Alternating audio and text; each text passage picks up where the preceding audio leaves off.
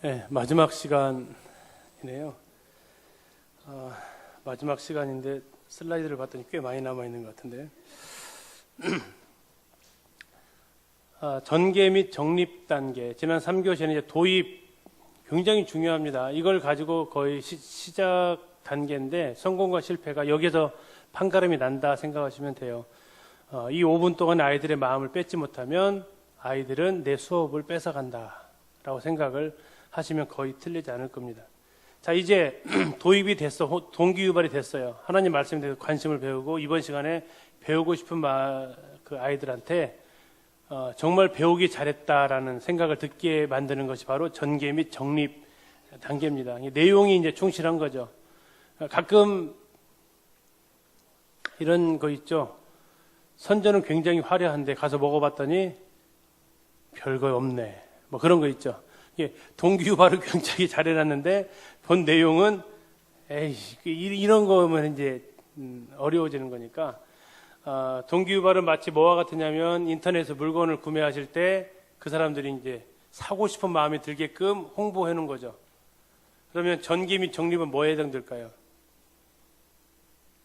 그 밑에 써놓은 사용자 댓글 후기예요, 후기. 이걸 딱 봤을 때 진짜 사야겠구나. 이렇게 살아야겠구나라고 떠올릴 수 있게끔 해주는 거. 그것은 성경에서 이제 아이들한테 만나게 해주는, 성경과 아이들 만나게 해주는 이 부분이 이 전개 및 정립 단계에서 이루어지는 부분이 되겠습니다. 이 전개 및 정립 단계에서 해 주어야 될 일은 세 번째 보시면 성경의 진리와 학생의 생활이 만나도록 해 줘야 된다. 아까 오전에 말씀드렸지만 대부분의 많은 수업들이 너무나도 안타까운 것이 정말 일주일에 그 1시간 20분 30분 만나서 결국 하나님 이야기를 들려주는데 많은 가르침들이 성경 이야기로 끝나버리고 만다라는 것이 제일 안타까운 상황이에요. 그래가지고 정말 안 되거든요. 아무 일도 일어나지 않고 아무 변화도 없어요. 그러면 그렇게 알면 흔히 말하는 성경 퀴즈라도 좀 잘 맞췄으면 좋겠는데 성경 퀴즈도 잘 못 맞춰요, 아이들이.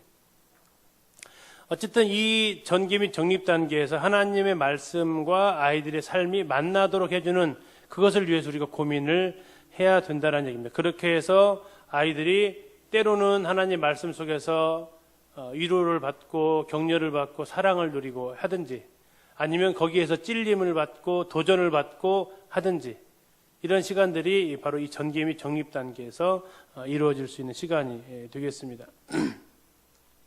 5번에 보시면 좋은 화술을 사용해야 된다. 이것은 교사들이 연습해야 되는데요. 어명을 전하는 자세. 제가 이제 주일학교 교사들한테 좀 혼낼 때가 좀 있어요. 언제 혼내냐면요. 하나님은 이런 분 같아요. 하나님은 여러분들이 이렇게 하기를 원하실 거예요. 뭐가 문제일까요? 확신이 없어요, 교사가. 확신이 없어요. 그건 뭐예요? 안 할 수도 있다는 얘기잖아요. 그러지 않아요. 하나님은 항상 명료하세요. 하나님은 사랑일 거예요. 이러면 돼요? 아니죠. 하나님은 사랑이라라고 명확하게 제시를 하고 있다고요.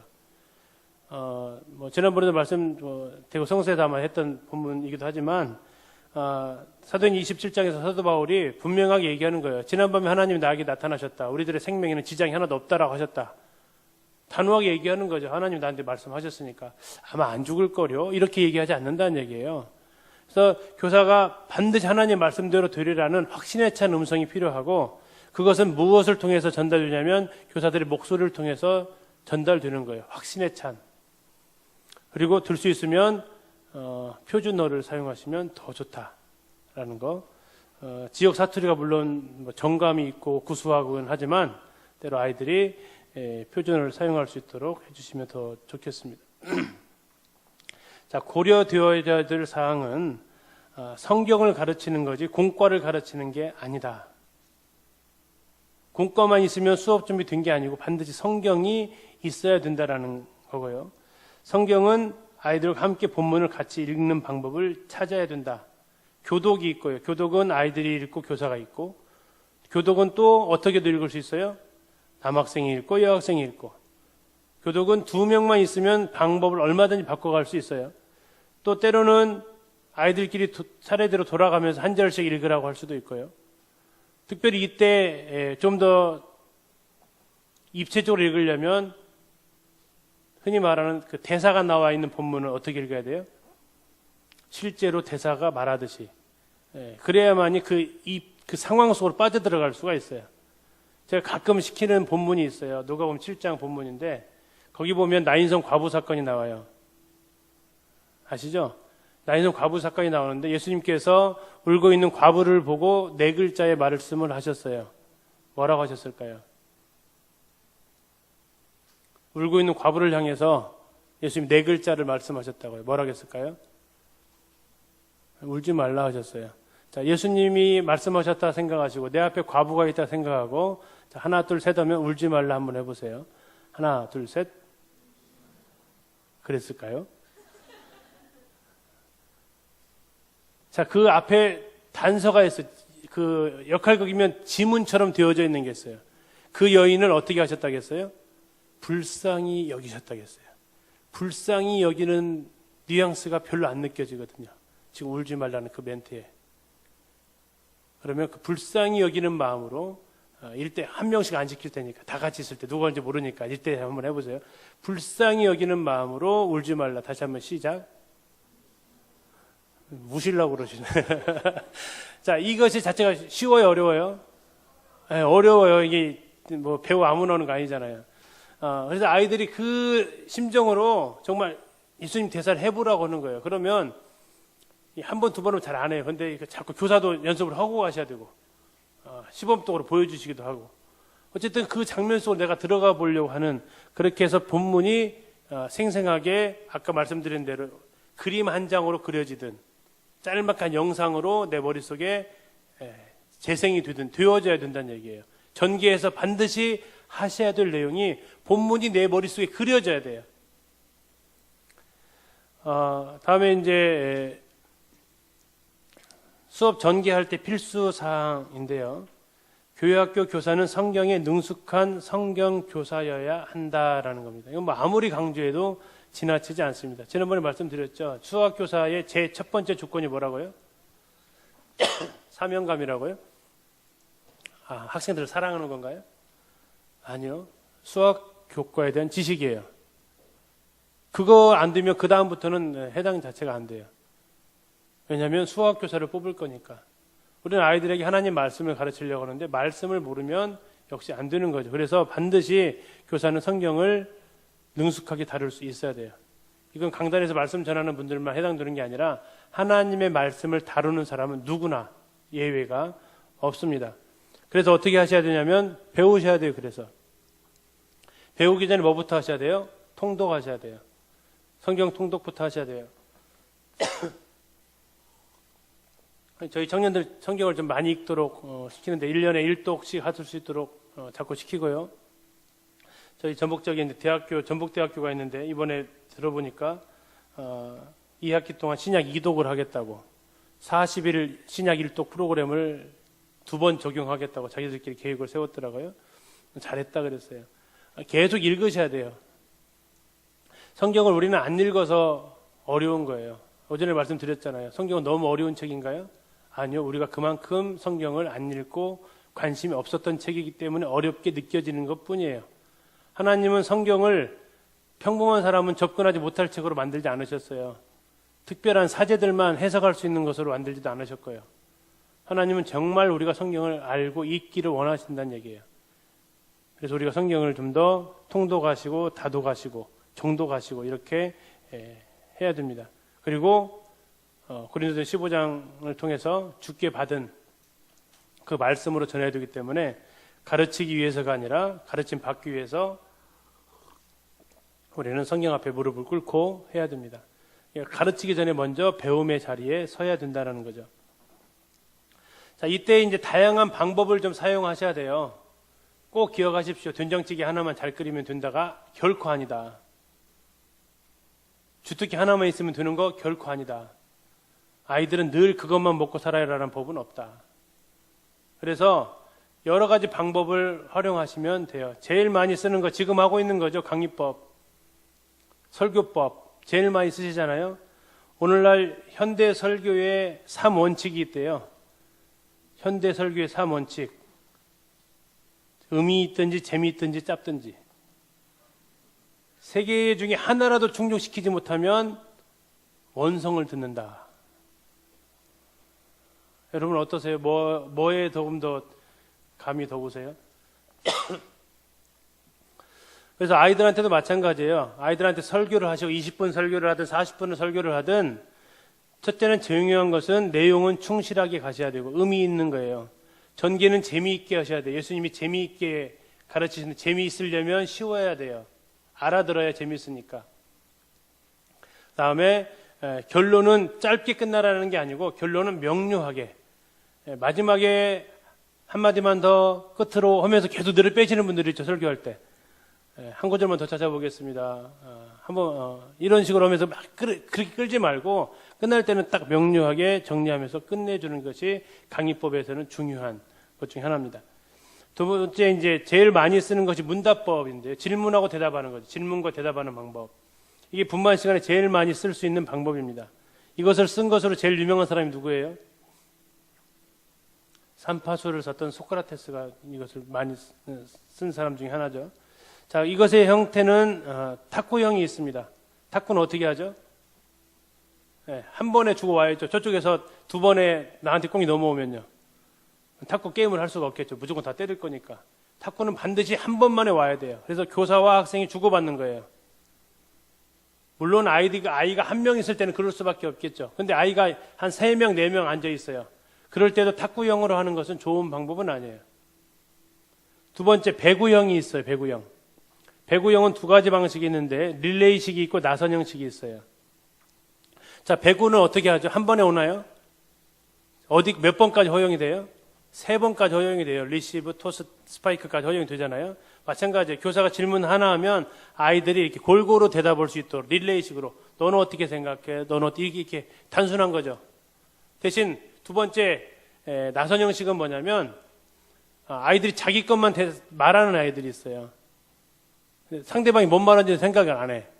그것을 막기 위한 방법인데 예를 들어 사랑하기 위한 방법에는 뭐가 있을까? 그러면 아이가 함께 있어주는 거예요. 두 번째 아이는 앞에 걸 얘기를 해야 돼. 함께 있어주는 것이 있고요. 내가 좋아하는 걸 나눠주는 것이 있어요. 세 번째 아이는요. 2명 거 따라하면 죽어야 하는. 누구 것만 얘기하면 돼요. 바로 앞에 거. 자기 거 나눠주는 것이 있고요. 기도해주는 것이 있어요. 자기 앞에 사람 걸 반복해주는 거예요. 그렇지 않으면 네 번째는요. 기준이 이제 정신없잖아요. 이게 다 외워야 되니까. 그렇게 하지 말고 바로 앞 사람 것만 집중해서 들을 수 있도록 해줘도 괜찮습니다. 이렇게 해가지고 하게 되면 교사의 말하는 시간은 많이 줄어들어요. 대신 그만큼 아이들이 더 많이 수업에 참여를 이끌어낼 수 있다는 겁니다. 문답법은 50대 50으로 나눠 가지는 게 아니고 아이들 4명 있으면 나 혼자면 내가 10분 갖고 아이들도 다 10분씩 갖게 하는 그런 형태를 생각을 하시면 돼요. 이 강의식이 아니기 때문에 그렇습니다. 세 번째 토익법은 저학년에서는 좀 어렵습니다. 중학년 이상, 4학년 이상에서는 토익법이 가능해요. 그래서 아이들이 자기 미리 조사해온 것을 가지고 토의할 수도 있고요. 또 지금 현장에서 토의할 수도 있는데 아이들이 말할 수 있도록 교사는 뭘 해줘야 돼요? 추임새를 잘 넣어주시면 돼요. 오, 좋은 아이디어다. 오, 처음 생각해봤는데, 그런 것도 있었네. 이렇게 하면서 아이들 서로 이렇게 얘기할 수 있었고 또 때로는 그러면 네 것과 네 것을 합해보면 어떨까? 이런 건 이제 수업하는 방법이니까 여러분들이 가셔가지고 토익법 치시면 어떻게 하는지 매뉴얼 같은 게 나와 있어요. 이것을 뭐 다 할 수 있는 것은 아니니까 그게 좀 찾아보셔야 돼요.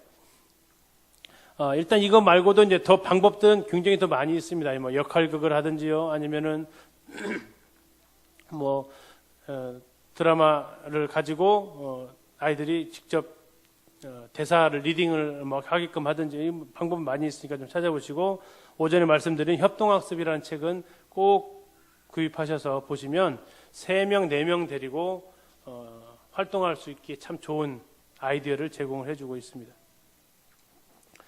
이때 해볼 만한 활동은요, 발문입니다. 귀납적 성경 연구를 하셔야 된다고 했는데 이때 귀납적 성경 연구에 나오는 3가지 발문이 관찰, 해석, 적용인데요.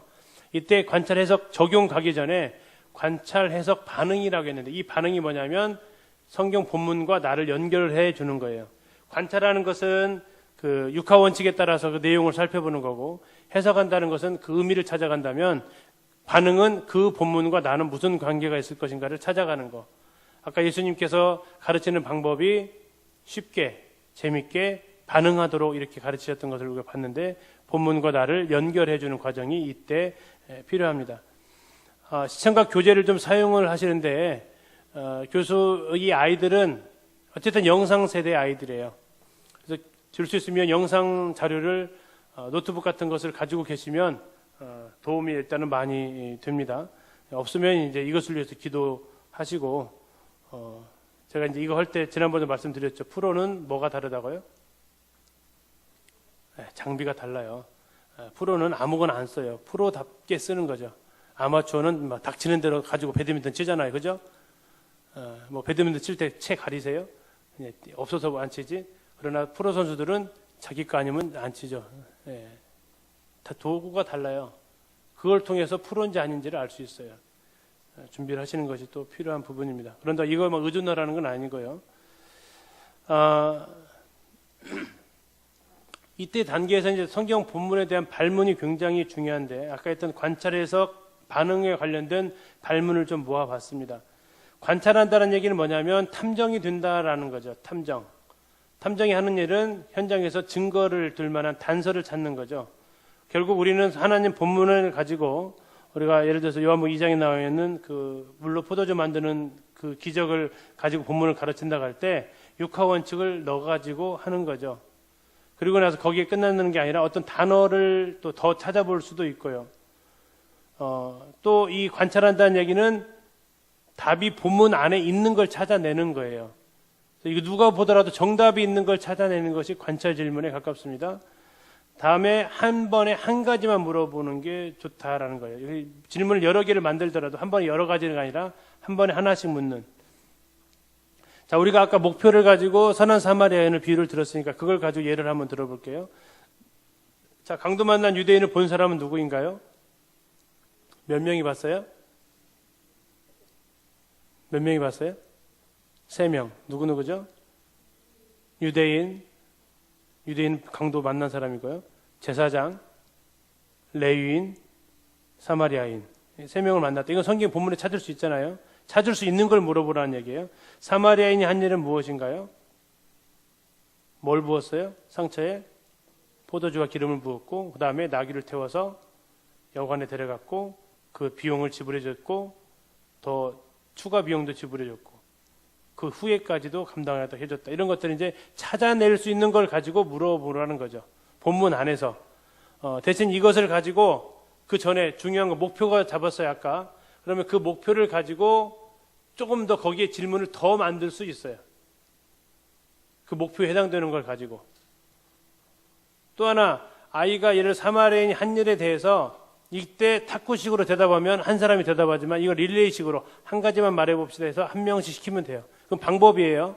이렇게 해가지고 관찰할 질문, 본문의 내용을 정확하게 파악하고 한 장의 그림으로 영상에 남을 수 있도록 내용 구성을 하시라는 얘기고, 더 나아가서 영상으로 거기에 있는 등장인물들이 말하는 듯한 것까지도 넣을 수 있으면 더 좋고요. 이제 두 번째 해석을 하는데, 관찰 해석에서 의미를 찾아가는 활동입니다. 왜 그렇게 하셨냐라는 거죠. 왜 그렇게 하셨느냐. 이 부분에 있어서 그 밑에 4번에 보시면 한 가지 답만 나올 수 있는 이런 발문은 될 수 있으면 피해라. 왜 한 가지 답만 나오는 것은 관찰에 해당되는 발문이 주로 그래요. 이 해석에 대한 질문은 생각을 물어보는 것이 좀 더 많기 때문에 여러 가지 의견들이 나올 수 있는 것을 제시를 해주면 더 좋겠다라는 얘기입니다. 5번에 사마리아인은 왜 유대인을 도와주었을까? 거기에 사마리아인이 왜 도와주었다라고 나와요, 안 나와요? 사마리아인이 독백으로 불쌍하니까 도와줘야지 뭐 이렇게 나오지는 않잖아요. 왜 도와줬을까 한번 아이들한테 생각해보게 하는 거죠. 이때 역시 뭘 해야 돼요? 아까 원수에 대한 사랑이다 그러면 과거에 사마리아인과 유대인 이야기를 먼저 들려주고 시작하시면서 뭐 그런 것들을 좀 배경이 깔려야 될 것도 있어요. 어디에 포커스를 맞추냐에 따라서. 그래서 아이들한테 생각을 물어보고, 제사장과 레위는 왜 안 도와줬을까? 뭐 이런 것도 하시고, 대신 이때 이제 교사들이 하셔야 될 공부는 뭐예요? 사마리아인과 유대인의 관계도 공부 좀 더 해놓으셔야 되고, 다음에 제사장은 어떤 일을 하고 레위인은 어떤 일을 하고. 자, 제사장과 레위인이 어디에서 어디로 가고 있었어요? 유대인은 어디에서 어디로 가고 있었죠? 예루살렘에서 여리고로 가고 있었어요? 여리고에서 예루살렘 가고 있었어요? 유대인은 예루살렘에서 여리고로 내려갔다고 했잖아요. 그럼 제사장은 어디서 어디로 가고 있었을까요? 어디에서 어디로 가고 있었을까요?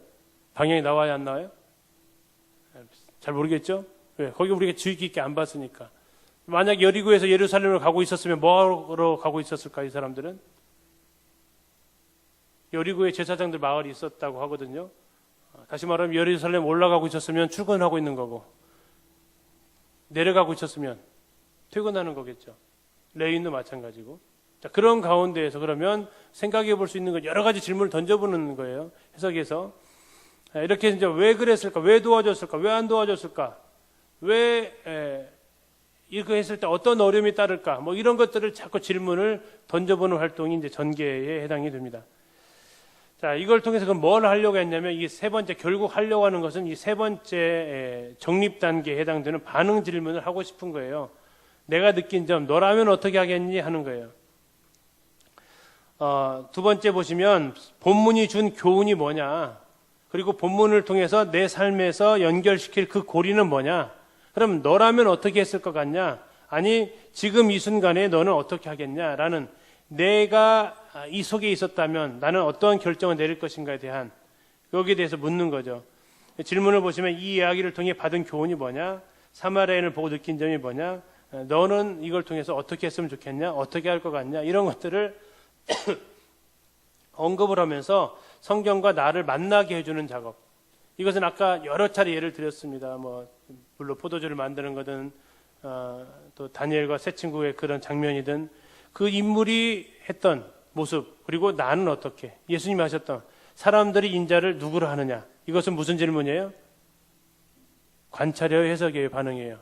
사람들이 인자를 누구로 하느냐? 관찰했겠죠.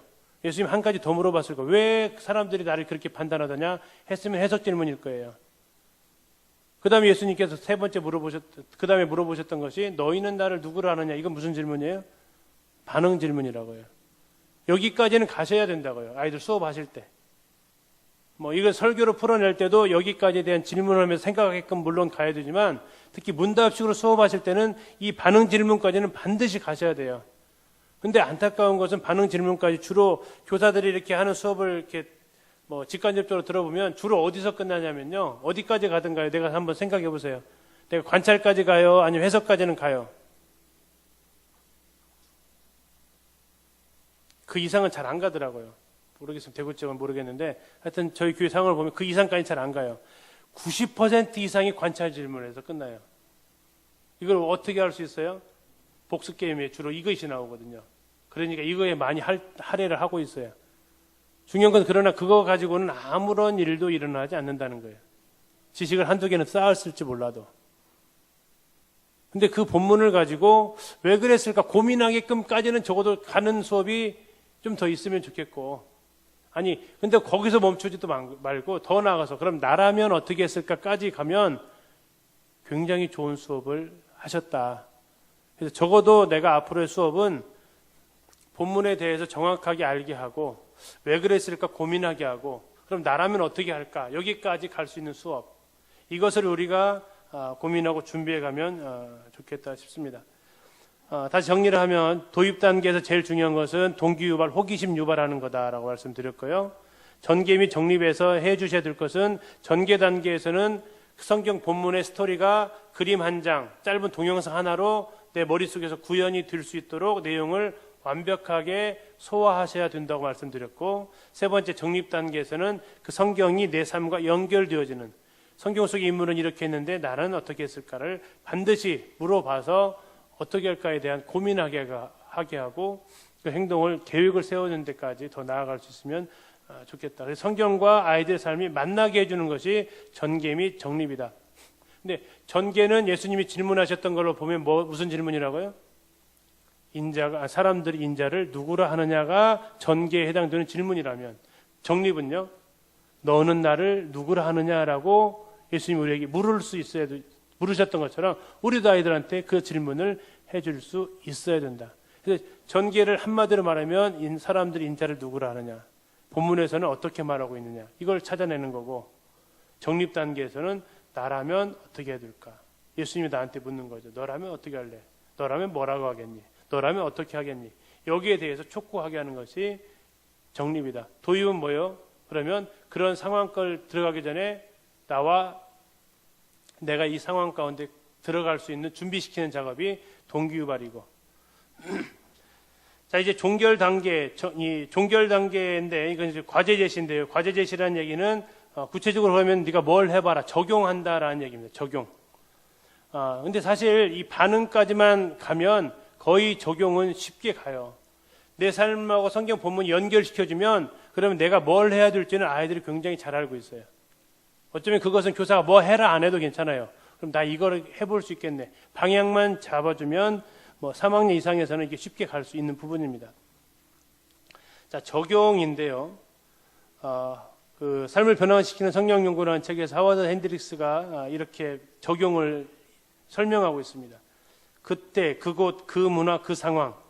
여기서 그는 어딜까요? 성경의 본문입니다. 에서 그들에게 말씀하신 본문의 말씀을 모든 때, 모든 곳, 모든 문화, 모든 상황에서 흔히 말하는 이걸 일반화한다고 그렇게 얘기를 합니다. 일반화하자는 작업을 하는 거예요. 그리고 말씀하신 하나님의 진리로 드러내요. 이때, 이곳, 이 문화, 이 상황에 사는 우리의 삶에 이어주는 것. 이때, 이곳, 이 문화, 이 상황은 뭐예요?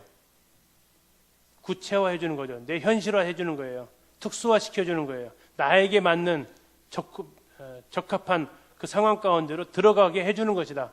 적용은 뭐냐면 성경의 말씀이 일반적으로 무슨 원리를 띠고 있고 그것이 나와 무슨 관계가 있는지, 그리고 내가 어떻게 해야 되는지를 해주는 것이 적용이다. 이 적용이 안 되면 성경은 우리 삶에 영향을 주지 못하는 가르침으로 우리가 이어갈 수 있다는 겁니다. 적용의 중요성, D.L. 무디가 한 이 유명한 말이 있습니다. 같이 한번 읽도록 하겠습니다. 성경은 시작.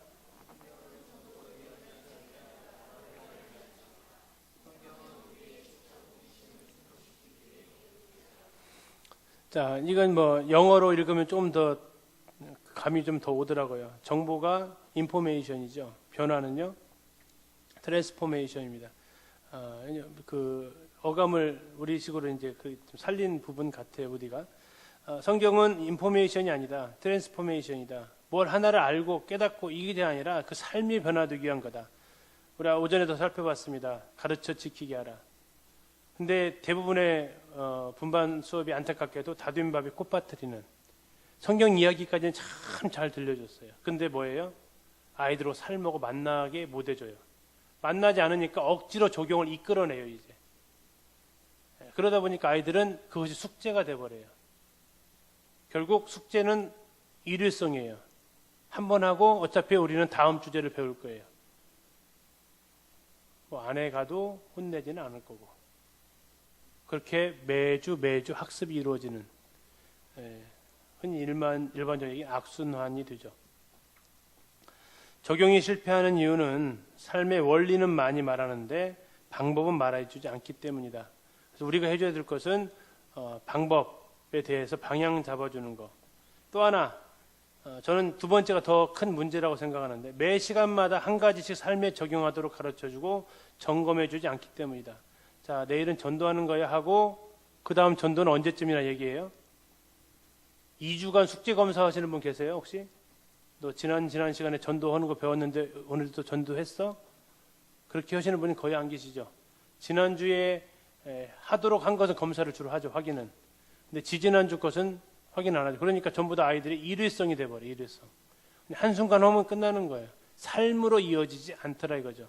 행동은 해요. 바뀐 건 아닙니다. 행동을 하기는 해요. 근데 뭐는요? 삶은 여전한 모습이에요. 그것만 숙제로 끝내는 거예요. 저희들 교회에서 성도들 양육하고 이렇게 하지만 큐티를 뭘로 여겨요? 죄송합니다. 양치질로 여긴대요. 양치질. 양치질을 왜 그럴까? 양치질이 뭐예요? 하기 싫은데 안 하자니 껄쩍지근한 거.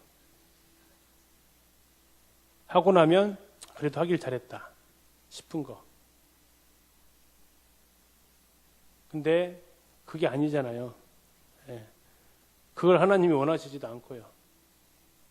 그 시간 자체가 우리 하나님과의 만남이 되고 교제가 되는 시간이 원해서 큐티가 있는 거지. 안 하면 껄쩍지근하고 그런 차원이 아니잖아요. 근데 왜 우리는 그런 어떤 그 사고를 형성하게 됐는지를 생각해 볼 필요가 있다는 부분이죠. 주일학교 중고등부 학생회 시간부터 우리가 너무 많이 가르치려고만 했다. 너무 많은 것들을. 그리고 더 안타까운 것은 그 가르침들이 준비되어진 가르침이 아니라 그냥 한 시간의 공과에 해당되는 것을 가지고 하는 가르침이 많았다라는 것들을 책임을 느끼게 됩니다. 자, 적용할 때의 주의사항인데요. 2번 보시면 좋은 적용은 좋은 관찰과 해석에서 비롯된다. 이게 균합적 성경 연구의 핵심 중에 하나입니다. 적용을 잘하려면 관찰 해석을 잘해라. 그러면 적용은 자연스럽게 되어진다. 매 수업마다 한 가지씩 행동을 변화시켜야 한다. 그거 생각을 제발 좀 빼라. 자, 오전에 잠깐 말씀드렸는데 학교에서 도덕 시간에 정직을 가르쳐요. 몇 시간 가르친다고요? 최하 3시간에 4시간 가르쳐요. 그럼 시간을 어떻게 배정할 것 같아요? 1시간은 첫째 시간에 뭘 가르칠까요? 정직의 뜻을 가르쳐요. 또요? 정직이 중요성을 가르쳐요. 왜 중요한지. 또 정직은 왜 필요한지. 이런 것들을 가르쳐요. 자, 그렇게 하고 40분 수업이 끝나요. 두 번째 시간이 왔어요. 두 번째 시간 뭘 가르칠까요? 나는 정직했는지, 이런 상황에서 이것이 정직한 행동인지, 이런 것들을 상황 가운데에서 반성하게끔 해요.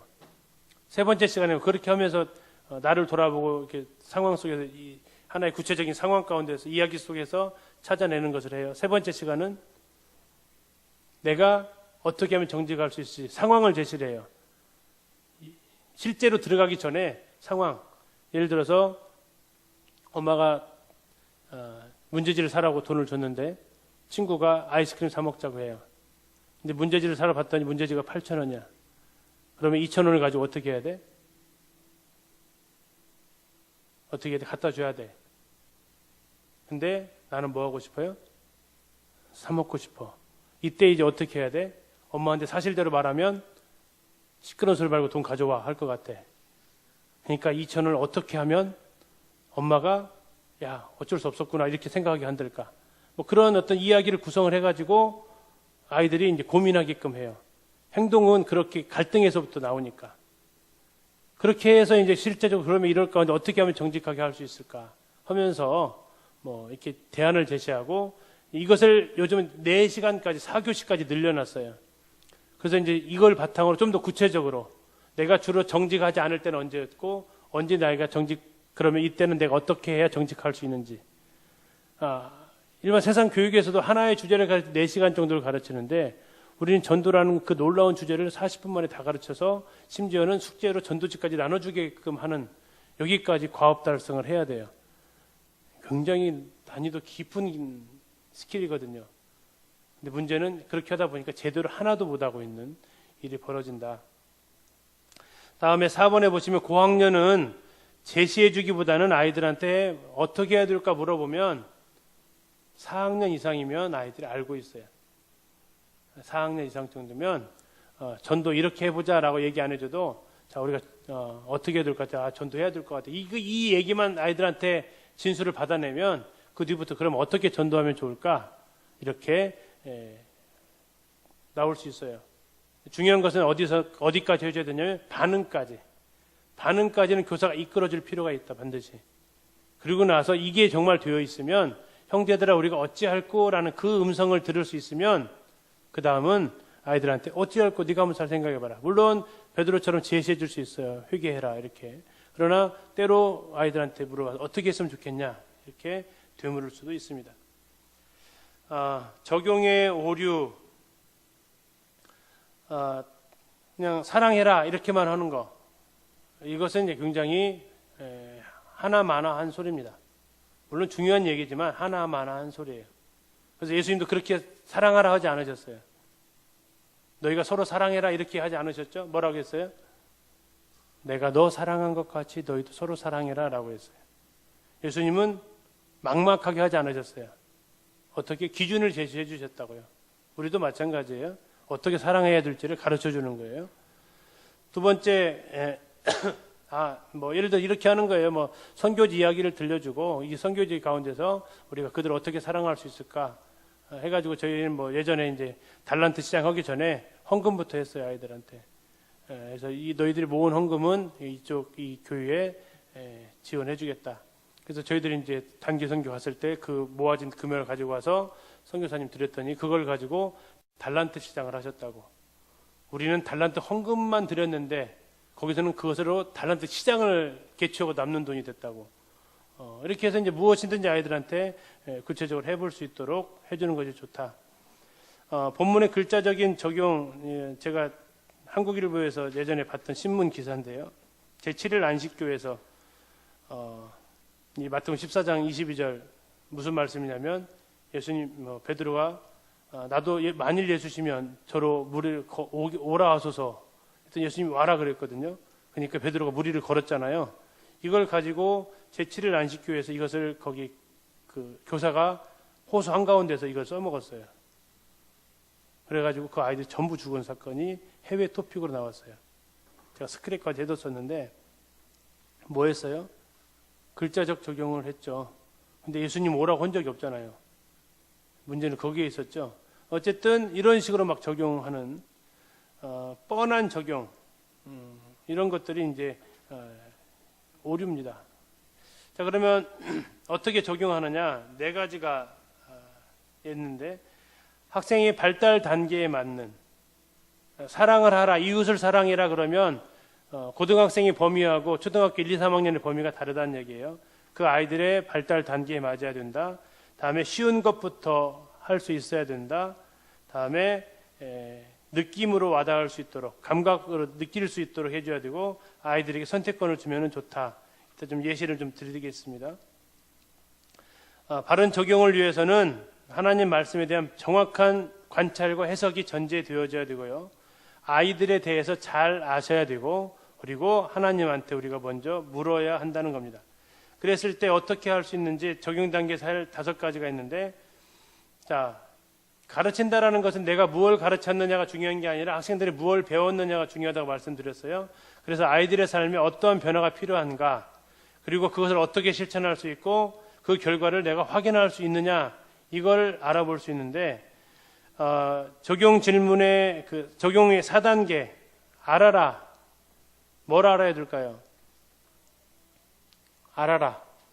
4가지를 알아야 됩니다. 하나님에 대해서, 나에 대해서, 세상에 대해서, 사탄에 대해서 알아라. 이렇게 4가지 알라가 있습니다. 경험과 연결시켜라.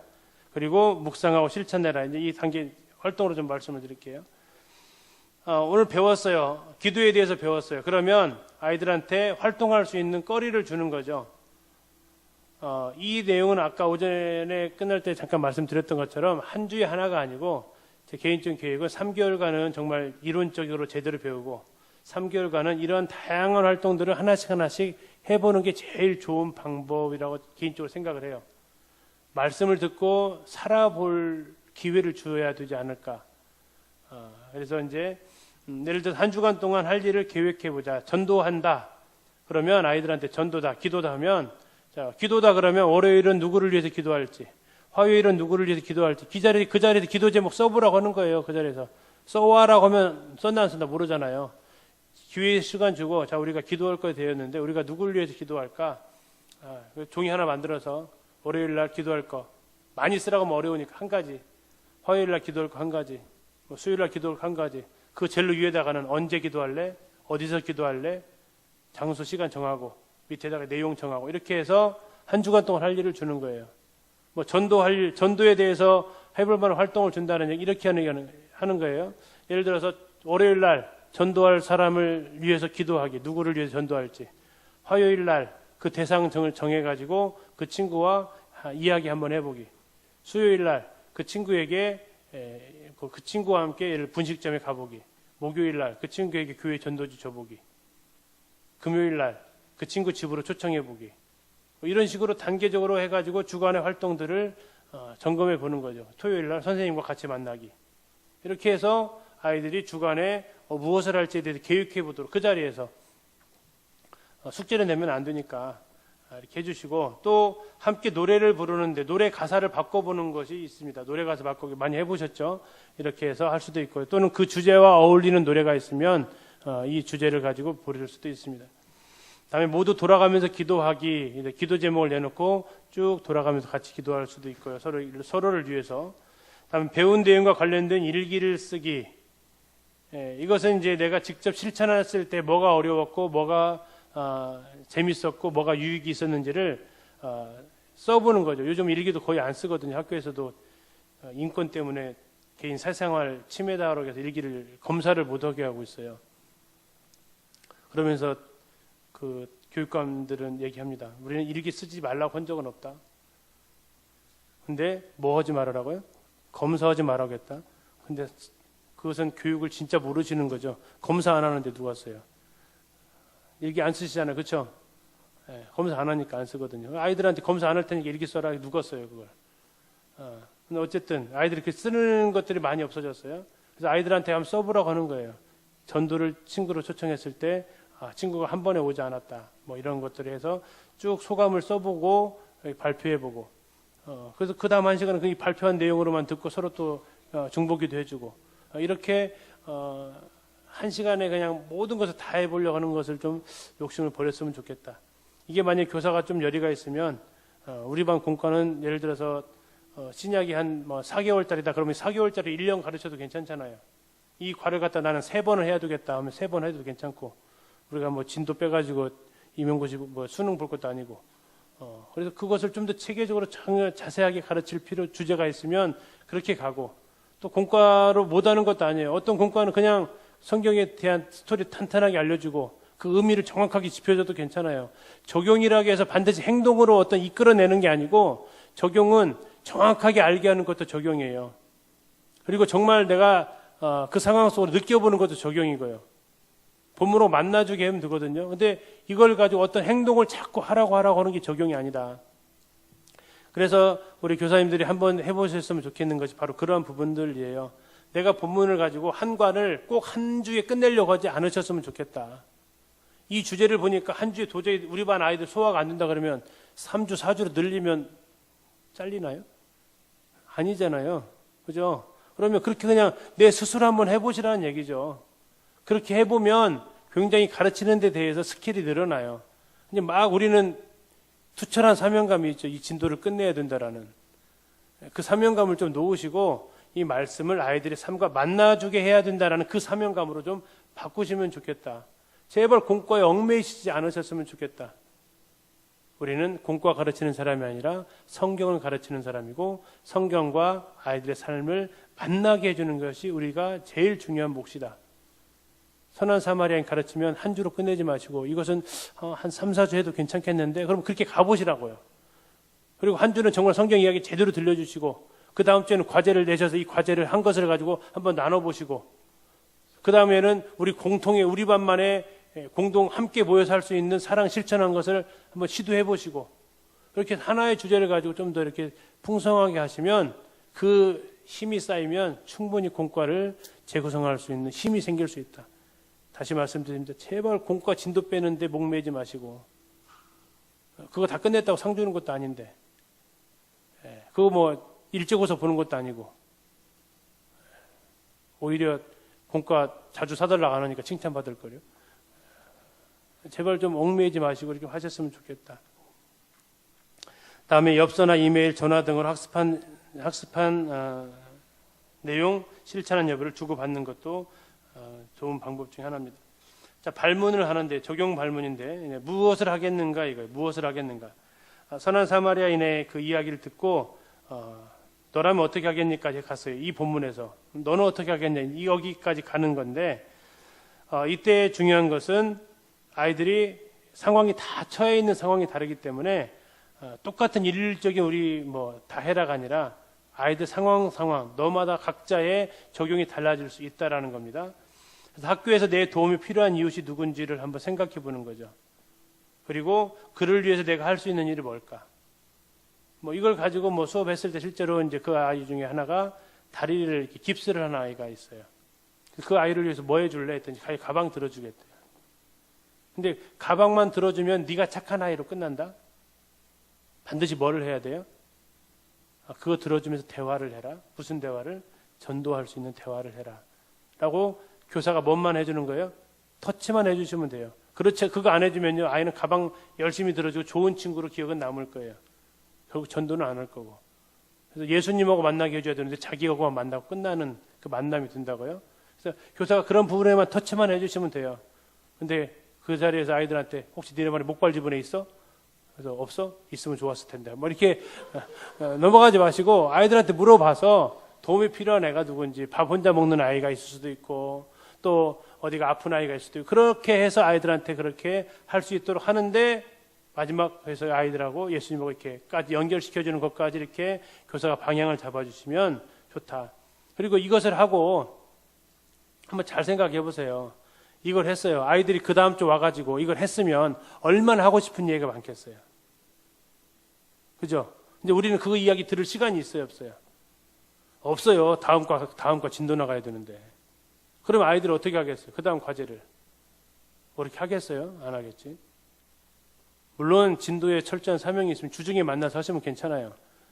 다시 얘기합니다. 진도 빼는데 너무 목매지 마시고, 한 과를 아이들이 과제를 냈으면 그 과제에 대해서만 가지고도 1시간 동안 얼마든지 풍성하게 할 수 있어요.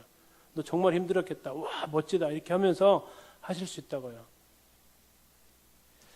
자, 이제 정리를 하면 도입은 배우고 싶은 마음 일으키기입니다. 전개는 인자를 사람들은 누구라 하느냐. 정립은 너는 나를 누구라 하느냐. 종결은 내가 그러면 어떻게 해야 될까에 대한 질문입니다. 좀 더 이제 표를 만들어 봤는데요. 해야 될 내용들이 있어요. 왼쪽에는 주요 활동입니다. 동기유발이 도입에서 제일 중요한 거고요. 동기유발은 대신 주의 집중이 된 상태에서 하셔야 된다고 말씀드렸고, 전개에서는 하나님의 성경 본문에 대해서 그림으로, 영상으로 한 컷으로 남길 수 있을 때까지 내가 이해하고 있어야 되고, 이때 여러 가지 방법을 쓰시라고 말씀드렸어요. 협동학습이나 그 좋은 도구가 될 수 있고, 때로는 강의법도 굉장히 좋은 방법이고, 역할놀이, 문답법, 토익법 다 괜찮다고요. 다양한 방법을 써보시라고요. 그리고 나서 이제 정립으로 가셔서 너는 나를 누구라 하느냐에 대해서 답할 수 있게, 성경과 삶에 만나게, 내가 주인공이라면 어떻게 했을까, 여기에 대한 고민을 하게 하고, 적용해서는 구체적으로 이제 대상을 정하고 하고, 그 다음 시간에 이과는 이렇게 나가지 말고 그 다음 시간에 너희들이 한 것을 가지고 한번 이야기 나누는 시간을 가져볼 거야. 다음 시간에는 공과 안 나갈 거야. 그러니까 다음 시간에 너희들이 한 걸 가지고 이야기해 볼 거야. 대신 너희들이 아무것도 한 것이 없으면 우리는 서로 얼굴만 보고 있을 거야. 뭐 이렇게 협박 아닌 협박을 하면서 자꾸 해보도록 이렇게 해보셔라. 그리고 이제 발문은 이거예요. 이제 관찰 해석 이건 하니까 뭐 뒤에 보시면 알겠고, 전체적인 수업에 대한 흐름을 내 머릿속에 잡으시라는 얘기예요. 무엇으로 아이들의 학습 흥미를 끌 것인가에 대해서 고민하시고, 본문을 어떻게 하면 아이들이 잘 내용을 이해할 수 있도록 해줄 수 있을지 고민하시고, 그 다음에 성경과 그 아이들의 삶이 본문과 만나게 해주시고, 그것을 삶 속에서 어떻게 실천할 것인지에 대해서 제시해 주시고, 좀 고학년이면 아이들이 선택하게 해주시고, 그런 부분에 대해서 조금만 터치해 주시고, 다음 주는 그 내용을 가지고 서로 나누는 시간을 가져보시고, 이걸 가지고 해봤더니 너무 좋다, 또 하고 싶은 의욕이 충만하면 한 번 더 그런 시간을, 기회를 더 줘보시고, 한 과 가지고 3번 하실 수 있겠죠. 아니면 그 다음 과에는 이 내용을 하는데 조금 더 심화해가지고 아이들한테 조금 더 다른 본문을 통해서 그 내용을 접근할 수도 있고, 그래서 그렇게 해서 내가 전체적인 수업을 어떻게 해 나가시겠다, 1시간의 수업을 위해서 내가 뭘 준비해 나가겠다는 이런 것들을 좀 잡으시면 좋겠다 싶습니다. 자, 마지막 이제 가르침 이유인데요. 잘 가르치기 위한 노력. 아까 말씀드렸죠. 자신의 수업을 녹화가 제일 좋고 녹음이라도 해보라. 우리는 보조교사 없으니까 녹화 못해요. 산발이가 있습니다. 산발에다 꽂아놓고 녹화를 해보세요. 괜찮아요. 도저히 나를 못 찍겠다 그러면 아이들만 모습만 나오기라도 찍어보세요. 그렇게 해놔서 어쨌든 해보시라고요. 녹화부터. 녹화가 처음부터 도전하기 너무 힘들다. 녹음이라도 꼭 해보십시오. 녹음이라도 반드시 해두실 겁니다. 두 번째, 우리 반은 보조교사가 있다. 그러면 수업을 번갈아 가면서 상처받지 않게 피드백을 해 주십시오. 처음부터 하게 되면 좀 어려우니까 한 3월 달부터 분반을 시작한다 그러면 3, 4, 5월은 둘이 좀 친해지는 시간을 좀 가지셔야 돼요. 원래 친했으면 괜찮은데 아직 좀 서먹간다 그러면 그렇게 친해지는 시간 갖고 그렇게 교제하면서 우리 반 아이 한 명 한 명에 대해서 얘기하는 시간을 좀 갖고 한 6월부터는 먼저 제시를 하시는 거예요. 자, 내가 수업할 텐데 혹시 내가 다른 거 다 놔두고 내가 쓸데없는 말 반복하는 것만 봐줘. 처음부터 다 보라가면은 보는 사람들도 이게 흔히 말하는 안목이 있어야 돼요. 평론가가 아무나 평론가 하는 게 아니거든요. 수업을 관찰하고 평가하는 거요. 이건 정말 어려운 일이에요. 예전에 학부모님들 공개 수업할 때 부모님들 보고 수업 평가를 하겠더니요. 뭐 평가하는 줄 아세요? 내 자식 잘했나 못했나만 쓰고 있어요. 그래가지고 요즘은 이제 수업 참관록이 바뀌어버렸어요. 부모들은 수업을 평가할 능력이 안 된다라는 것을 인정한 거예요. 그래가지고 내 아이 관찰하는 것으로 바뀌었어요. 내 아이는 수업에 잘 참여하고 있나요? 내 아이는 발표를 잘 듣고 있나요? 내 아이는 친구의 말에 경청하고 있나요? 이게 부모들한테 훨씬 좋으니까. 근데 여기서는 교사들에게서는 아직 수업을 관찰할 눈이 형성이 되어 있지 않아요. 그래서 저희 교사들한테 제안했죠. 제가 혹시 수업 들어가도 좋을까요? 몇 명이 들어오라고 했을까요? 단 한 명도 들어오라고 하지 않더라고요.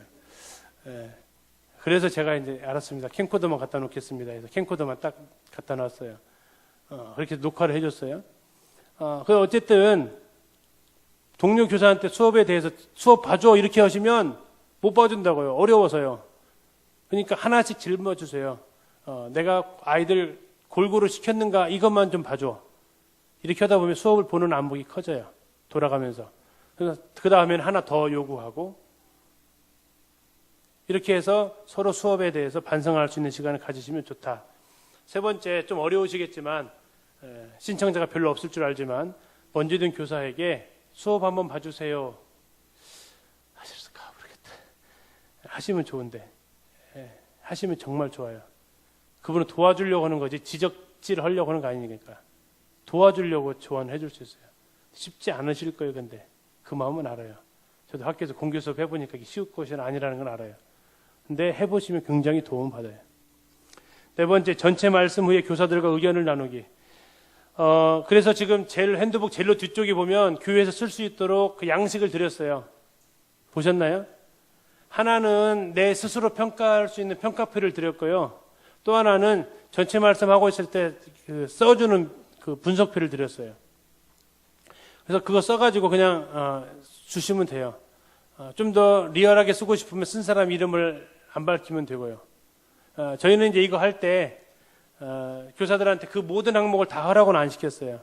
선생님은 1번에서 5번만 관찰하시고 선생님은 6번에서 10번입니다. 이렇게 해서 그 부분만 관찰하고 그 모든 걸 다 관찰하면서 평가할 수 있는 아직 안목은 안 되니까 그렇게 해서 드리고 전체 말씀할 때는 다 둘러 앉아서 피드백도 나누고 이렇게 하는 시간도 갖기도 했습니다. 다음에 계속해서 연구를 하셔야 되는데 첫 번째는 성경을 연구하시고 우리 아이들을 이해하시고 다음에 이 시대를 또 시세를 살피셔야 될 부분이 있습니다. 교학상장이라는 글이 있습니다. 좋은 음식이 있다고 하더라도 먹어보아야만 그 맛을 알 수 있다. 지극한 진리가 있다 해도 배우지 않으면 왜 좋은지 알지 못한다. 따라서 배워본 이후의 부족함을 알고 가르친 후에야 비로소 어려움을 안다. 그러기에 가르치고 배우며 함께 성장한다.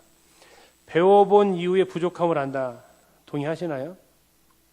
언젠가 얘기한 것을 알고 있는데 교사들이 뭘 질문을 안 하는 이유는 왜 질문 안 할까요? 다 아니까 아니면 모르는 게 뭔지를 몰라요. 그러니까 질문이 없어요. 근데 강습회를 저희들이 17년째, 18년째 하고 있는데 18년째 하고 나니까 교사들이 알게 됐어요. 뭘 알게 됐을까요? 내가 모르고 있다는 것이 이렇게 많다는 것을. 내가 배워야 할 것이 이렇게 많다는 것을. 그래서 뭐가 나왔어요? 배워본 이후에 부족함을 알아요. 배움의 단계에 들어선 사람이 첫 번째 고백은 와, 배울 게 이렇게 많아? 이거예요. 그 입문을 안 한 사람은요. 뭘 배워야 되던데? 뭐 배워야 돼, 근데? 꼭 그렇게 배워야만 해? 이렇게 나와요. 나는 어떠한 입장을 취하냐 이거죠. 두 번째, 가르친 후에만 비로소 어려움을 알아요. 가르친다는 이렇게 어렵다라는 걸. 설교를 해보시니까, 수업을 가지고 해보니까, 아, 이렇게 어렵다. 저희들이 이제 교회에서 수요일 날 이렇게 그 형제님들 이렇게 돌아가면서 이렇게 말씀을 증거할 수 있는 기회를 드리는데, 한 분이 이런 얘기를 하시더라고요. 와, 입에 그 뽀드락지가 났대요. 3주 전부터 고민을 하다가 겨우 입에 이렇게 뭐 돋아났대요. 그러면서 이제 강단의 말씀을 위해서 기도해야겠다. 내가 한번 해보니까 얼마나 힘든지 알겠다. 라는 이야기를 하시던데 가르쳐 보면 어려움을 알아요. 그래서 가르치고 배우면서 우리가 함께 성장해 갈 수 있습니다. 근데 문제는 우리가 배움의 길에 서지 않으면 오늘 가르칠 수 없다는 겁니다. 자, 마지막 한 번 더 생각해보고 마치겠습니다. 가르침에 앞서 친밀감이 형성되어야 한다. 래뽀라고 하죠. 관계 형성이 되어져야 됩니다. 이건 아이들과 교사의 관계 형성인데 수업의 성공은 동기유발에 있습니다. 아까 말씀드렸죠. 가장 좋은 동기유발은 혹시 뭔지 아세요? 가장 좋은 동기유발. 그 아이가 선생님을 좋아하면 돼요. 여기 특히 여학생들이 많죠. 과목 선생님이 좋으면 과목을 좋아하게 되잖아요. 그죠? 과목 선생님이 싫으면 괜한 과목 자체를 싫어해요. 미국아 네 나라로 가라 막 이렇게 하고 있고, 영어야 너의 나라로 돌아가라 이렇게 얘기하고 있잖아요. 영어가 싫은 게 아니라 영어 선생님이 싫었던 가능성이 훨씬 더 많아요. 문제는 가장 좋은 동기유발은 그 선생님을 좋아하면 돼요. 근데 그건 어떻게 가능해요? 그 많은 시간과 관계 형성이 필요하다는 얘기예요. 좀 더 구체적으로 좋아하는 게 뭐냐? 좀 더 구체적으로 이거예요. 그 아이가 일주일을 선생님 보고 싶어서 기다렸으면 돼요. 이게 제일 좋은 수업 동기유발이에요. 자기가 좋아하는 선생님 앞에서 그 선생님을 힘들게 하고 싶은 사람은 단 한 명도 못 봤어요. 두 번째, 내가 배운 방법대로 내 자녀들을 가르친다. 누가요? 지금 내 제자들이. 이것은 굉장히 등골이 오싹한 내용이에요. 그 아이들은 나중에 내 아이들을 가르칠 아이들이다라고 생각을 하셔야 돼요. 지금 내가 가르치고 있는 아이들은 결국 내 자녀들을 가르칠 아이들이다. 근데 어떻게 가르칠 거냐? 나한테 배운 대로. 아이들 앞에 설 때 해서는 안 될 말. 제가 이제 교사들을 혼나는 두 번째가 이제 이 장면인데, 첫 번째 언제 혼낸다고 그랬죠? 확신에 차지 않은 말할 때 뭐라고 한다겠죠. 근데 그거보다 더 좀 심하게 혼낼 때가 있어요. 어제도 이제 설교 실수하는 형제가 있어서 그 말을 했다가 또 면박 아닌 면박을 줬는데, 그 형제가 어제는 이렇게 얘기하더라고요. 오늘은 제가 좀 바빠가지고 이 자료를 이렇게 좀 급하게 좀 만들었습니다. 이해하고 좀 들어주십시오. 이 얘기를 하더라고요. 대학생이었어요. 그 전에 아마 저한테 혼났던 교사는 그런 얘기 안 할 텐데 뭘 모르고 좀 얘기를 한 거예요, 대학생이. 그래서 이제 얘기를 했어요. 끝나고 절대 해서는 안 되는 말을 했다. 형제는 그것을 전혀 의중에 생각하지는 않았겠지만 그러나 그 내용이 내포되어 있다. 뭐가 잘못했을까 이 형제는요. 급하게 자료를 만들다 보니까 자료를 제대로 잘 못 만드는, 자료가 이렇게 제대로 잘 못 만들었습니다. 이해하고 들어주십시오. 이렇게 얘기했다고요? 뭘 잘못했을까요? 그럴 수 있잖아요. 그죠? 제가 뭐 쪼잔해가지고 왜 그렇게 급하게 만들어내? 그걸 뭐라고 하진 않거든요. 대신 형제는 두 가지 잘못을 했다. 첫 번째, 하나님의 말씀은 그렇게 자료를 급하게 만들어도 전해도 되는 말씀으로 여기게 만들었다. 뭐라고 했냐면 말씀을 준비하기 위해서 자료를 만들었는데 급하게 만들다 보니까 제가 잘 만들지 못했습니다 했어요. 그러면 뭐가 포함되어 있느냐? 하나님의 말씀은 그렇게 전해도 됩니다라는 것을 네가 지금 가르친 거다. 하나님의 말씀은 때로는 급하게 그냥 급주해가지고 해도 전해도 되는 말씀으로. 그럴 생각 전혀 없었지. 전혀 없었대. 그러나 그 말에 그게 포함되어 있다. 그게 첫 번째 죄고, 두 번째 죄. 청중을 못 오겠다. 무슨 얘기예요? 여러분들은 내가 급하게 준비해서 전해도 될 사람들입니다 라는 의미다. 그럴 의도 전혀 없었지. 전혀 없었대. 그 말 속에 포함되어 있어. 그게. 여러분들 정도는 제가 급하게 준비해도 전혀 어려워지지 않을 사람이기 때문에 이렇게 했습니다. 그 형제가 그런 의도가 전혀 없이 하는 말이에요. 저도 그걸 몰라서 하는 건 아니에요. 그러나 그 말이 가지고 있는 잠재성은 굉장히 무서운 거예요. 그 얘기는 누구한테 해야 돼요? 하나님한테 가서 해야 될 이야기예요. 하나님 앞에서. 제가 3번에 단서를 붙여놨어요. 누구 앞에서 해서는 안 된다고요? 아이들 앞에서는 그런 얘기하면 안 돼요. 정말 한 주간 바빠가지고 토요일 날이나 돼가지고 분반 말씀 준비를 했어요. 자, 그 순간에 이제 주일날 아이들 앞에 양심선언을 하는 거예요. 선생님이 어제 하도 급해가지고 1시간밖에 말씀 준비 못했어. 이해하고 들어줘. 자, 그때 아이들이 이렇게 생각을 해요. 와, 우리 선생님 굉장히 양심적이야. 우리 선생님 굉장히 정직하다, 야. 잘 들어야겠다. 그럴까요? 아니요. 아이들은 그런 생각을 안 해요. 그 양심 고백은 하나님 앞에서 하시라고요. 하나님 정말 죄송합니다. 천하보다 귀한 하나님의 말씀을 제가 이렇게 제 삶에 쫓기다 보니까 이렇게 준비했네요. 정말 죄송합니다. 천하보다 귀한 아이들한테 전해야 될 말씀인데 제가 이렇게 준비했습니다. 하나님 죄송합니다. 하나님 은혜를 베풀어 주시고 저희가 아니라 우리 아이들 불쌍히 여겨주셔서 이 아이들 하나님 말씀 가운데서 역사해 주시면 감사하겠습니다. 최선을 다해서 짧은 시간 안에 준비했지만 정말 최선을 다해서 전하겠습니다. 하나님 긍휼을 베풀어 주십시오. 하고 서면 된다. 그 아이들 앞에 양심선언 안 해도 돼. 그 양심선언을 한다고 했던 그 이야기는 결국 말씀에 대한 가치와 영혼에 대한 가치를 떨어뜨리는 말이 된다. 여기 계신 분들이 이 말에 동의하실지는 모르겠지만 이거 제 개인적으로 굉장히 중요한 부분이라고 생각을 합니다. 하나님의 말씀을 그렇게 가벼이 여기게 해서도 안 되고 우리 자신, 아이들 자신에 대해서도 그렇게 가벼이 해서는 안 돼요. 만약에 제가 첫 시작할 때 제가 아파가지고 병원에 입원했는 동안 준비하느라 거의 준비를 못하고요. 어제 잠깐 원고 보고 이렇게 왔습니다. 이해하시고 들어주시면 정말 감사하겠습니다. 했을 때 뭐라고 생각하시겠어요? 와, 아픔을 딛고 준비해서 오셨구나. 그 아픔을 생각하면 잘 들어야겠다. 이런 생각이 드시냐 이거죠. 뭐지? 왜 준비도 안 됐는데 왜 왔지? 이런 생각을 대놓고는 안 하겠지만 아무튼 우리는 아이들 앞에 해서는 안 될 말이 있다. 특히 하나님의 말씀의 가치를 떨어뜨리거나 아이들이 영혼의 가치를 떨어뜨리는 말은 절대 해서는 안 된다. 네 번째, 나도 분명히 이해하지 못한 말씀과 감동받지 못한 말씀으로 아이들을 이해시키거나 아이들을 감동 줄 수는 결코 없습니다. 자주 얘기하지만 우리가 식탁에 찌개를 내놓을 때 뭐부터 한다고 하죠? 주부들이, 요리사들이? 내가 먼저 간을 봐야 하잖아요. 그래서 맛있다 싶을 때 내놔도 그 중에는 입맛이 까탈스러운 사람은 맛없다고 할 텐데 나는 먹어보지도 않고 맛있는지 짠지 매운지 확인도 안 하고 드셔보세요라고 하면 그게 되겠냐 이거죠. 그 식당이 만약에 그렇게 하면 그건 망하는 거죠. 하나님의 말씀을 내가 먼저 정확하게 이해하고 있어야 되고 그래서 내가 아까 말씀드린 대로 한 장의 그림으로 내가 그릴 수 있어야 돼요. 그리고 나서 그 말씀을 전해주고 싶은 그 말씀을 빨리 알려주고 싶은 내 안에 이 충만함이 있을 때 그걸 가지고 솔직히 그런 상태로 가서 아이들한테 전해도 아이들의 상황에 따라서 그 수업이 때로 죽을 때도 있잖아요.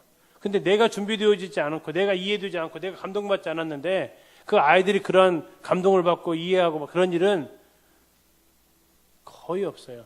정말 성령님께서 오죽 답답하지 않으시면 그런 일들은 거의 일어나지 않아요. 그래서 내가 이해 먼저 해야 되고 내가 먼저 전해주고 싶어야 아이들도 쉽게 이해할 수 있고 아이들이 그 감동을 받습니다. 어떤 설명을 어렵게 하는 분이 계세요. 수학을 이렇게 공부하다 보니까 수학 공식 설명을 되게 어렵게 하시는 분이 있어요. 그분은 그걸 잘 알까요? 모를까요? 잘 모르시는 분이에요. 근데 되게 어려운 공식인데 아주 쉽게 설명하시는 분이 있어요. 그분은요. 잘 하시는 분이에요. 원리를 잘 알면 쉬워요. 그래서 내가 먼저 여기에 준비되어져야 된다. 그렇게 했을 때 가르치고자 하는 열정과 배우려는 열망이 만날 때 삶이 변화되는 일들이 일어날 수 있습니다. 그래서 에스라가 했던 모든 교사들의 모델인 에스라가 했던 거죠. 에스라 7장 10절에서 에스라가 성경을 연구하고 준행하고 가르치기로 결심했다라고 얘기하고 있습니다. 제일 먼저는 연구하고, 두 번째는 내가 해보고, 내가 해본다는 얘기는 내가 먼저 간을 보고 내가 경험해보고 그리고 나서 가르치는 교사. 이런 가운데에서 우리 교회 학교가 아이들의 삶이 하나님의 말씀과 만나면서 변화되어지는 일들이 일어날 것을 기대하게 됩니다. 토요일 긴 시간 이렇게 앉아서 들으시라고 수고 많이 하셨고요. 뒤에 있는 부분은 원래 실습을 좀 해야 되거든요. 교환도 써보고 숫자가 적으면 다 시켜요. 근데 많이 오셔서 제가 시킬 수도 없고 꼭 지역교회 돌아가셔가지고 교환 작성 해보시고, 교환 작성 하실 때 미리 말씀드립니다. 그거 처음부터 다 쓰려고 욕심내지 마세요.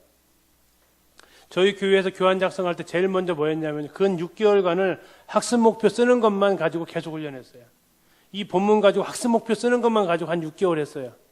그래서 딱 그 학습 목표까지만 파일을 만들어 가지고 A4 한 장에 4개를 만들었어요. 4주간. 그거 써서 내라고. 뭘 가르치고 목표부터 재서.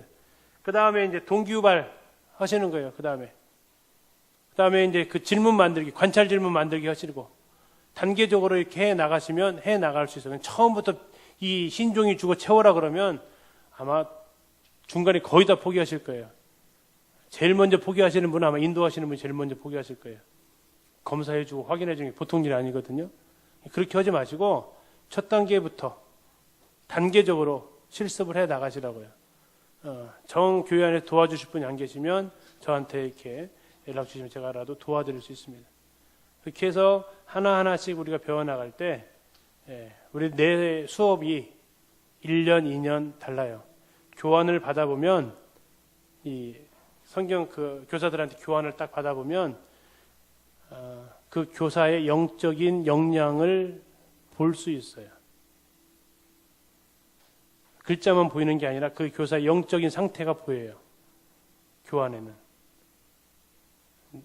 교환을 이렇게 쭉 보면. 왜요? 그것은 성경을 보는 눈이 거기에 있거든요. 관찰하고 해석하고 하는 눈이. 다음에 그것을 삶과 연결시켜주는 반응과 적용 질문이 거기에 있거든요. 그러면 내 삶에 그 교사가 그것이 보여요. 이것은 굉장히 중요한 작업이면서 어려운 작업일 수 있어요. 그러나 교사라면 반드시 해야 되는 과정이기도 해요.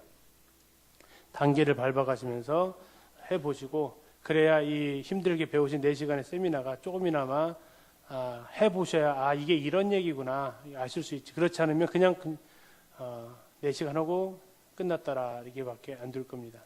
꼭 돌아가셔서 해보시면 좋겠습니다. 책상에 질문지가 깨끗해서 너무 감사드리고요. 질문이 하나도 없으셔서 제가 뒤에 질의응답 시간까지 일단 썼습니다. 질문 뒤에 들어온 거 없죠? 이번 시간 끝나고 질문지를 앞으로 거두기로 했거든요. 아, 그래요? 예. 네, 갖다 놓으시라고 했는데 여기는 없어가지고 일부러 질문 만들지를 마시고요. 정말 꼭 필요한 것만 해주시면 제가 아는 선에서 뭐 제 몸무게 물어보지 마시고 제가 필요한 것만 아는 선에서 대답을 드리도록 하겠습니다. 네, 일단 제 강의 여기서 마치겠습니다. 감사합니다.